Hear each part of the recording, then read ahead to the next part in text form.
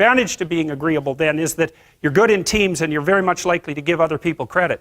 The downside of being agreeable is that you're not very good at putting forward your own interests. And so one of the things that predicts salary across time, for example, is agreeableness, and it predicts it negatively. And so it's part of the reason why women get paid less than men. And this is something for the women in the class to really listen to.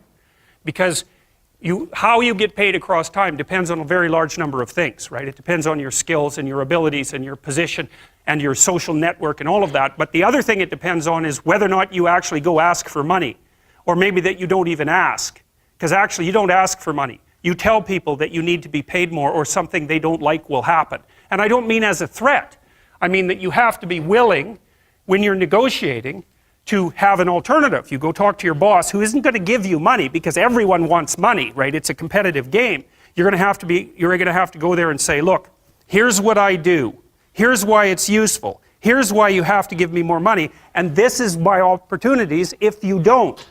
And then you're not taking your boss's money anyways, because it's very frequently the case that he's working for a whopping big company. But he needs an excuse to give you money because everyone's asking for money all the time.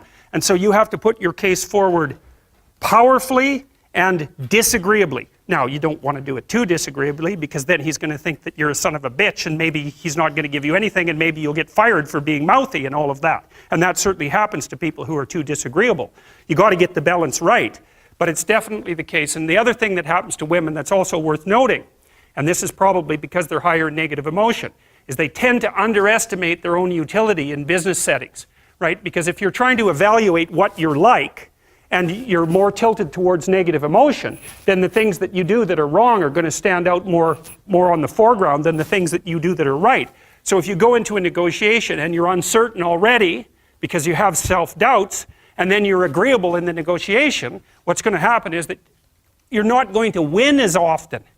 And winning in a business setting or in a career development setting means more opportunity for promotion and more revenue generated. Now, the downside of that, of course, is as you climb the business hierarchy is that you also have to take on more responsibility.